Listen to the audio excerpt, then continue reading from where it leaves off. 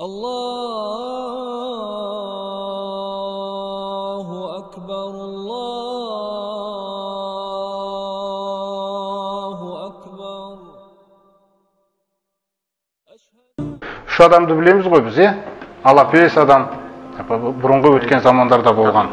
Біреуі таз, біреуі соқыр адам. Алла тағала періштені жібереді сынау үшін. Сонда жаңа бірінші алапеске келеді, терісі туралы сөйлеседі, айтады, иә, терім осындай жақсы болса, қайтып келсе ғой терім маған деп. Жаңа сипайды, терісі орнына келеді. Алланың құдіреті. Сосын сен мал қалайсың ба дейді, қалайын дейді. Малдың қай түрін қалайсың, түйе болса дейді. Сөйтіп оған түйе малынан береді.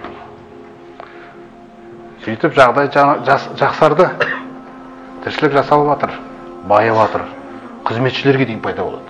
Мал деген көбейіп кеткен. Екінші бір адамға, таза адамға келеді, оның жаңағы шашы туралы сөйлеседі, ол да өзінің мұңын шағады, оның да басынан сипап шаш өседі. Қандай мал қалайсың, сиыр болса дейді, сиыр береді, ол да сондай жағдайға келеді. Үшіншісі жаңа соқыр адам. Көзі туралы сөйлеседі. Аллаға шүкір, көзім болмаса да Аллаға шүкір деп отырады. Сонда да көзін сипағанда көзі көріп кетеді. Сен қандай мал қалайсың? Қой болса дейді. Сөйтіп қой береді. Көбейеді үшеуінікі де. Сөйтіп уақыт өтіп жатыр, жылдар өтті, сыналатын уақыт келді. Жаңағы періштені Алла қайтаран жібереді. Мұқтаж адамның күйінде бірінші адамға Алла пеш сияқты бейнеде келеді. Өзінің есіне түсіру үшін бұрынғы өмірін. Көрдіңіз ба? Мен осындай жолаушы едім, бүкіл көлігімнен, жағдай азығымнан ажырап қалдым, жоғалтып алдым. Маған бір түйеңнен берсеңіз, Алланың берген малынан бірдеңке берсеңіз деп Алланың атын қосады.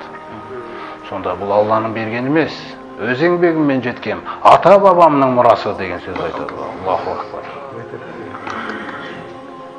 Сонда жаңа періште айтады, егер сенің сөзің өтірік болса, жоғалсын мына малың дейді. Сөйтіп кетіп қалады. Періште кетіп қалғаннан кейін малдан дым қалмайды. Бір риуаятта да тезекке айналып кетеді дейді. Бұрынғы бейнесі өзіне қайтып келеді. Шүкірлік болған жоқ. Екінші адамға да келеді, ол да тура солай жауап береді, оның да жағдайы солай айналады, бұрынғы кейпіне келеді. Ең маңыздысы біздер үшін өнеге үшінші адамның жағдайы. Үшінші адамның жағдайы. Оған келеді, соқыр бейнеде, осындай мен жолаушымын, көзім көрмейді, көлігімнен жоғалтып алдым, азықтарымнан айырылып қалдым, маған бір қой болса да бір берші, мен сосын қайтарып әкеп берем дейді.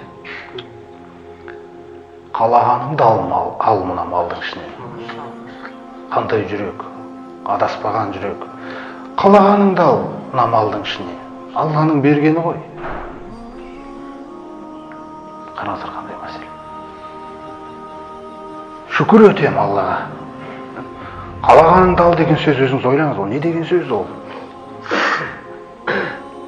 Сонда жаңа періште айтады, мен Алланың жіберген сынақ періштесі едім. Малың, сен сынақтан түзу өттің, ана екі жолдасың сынақтан өте алмады да бұрынғы қалпына қайтты.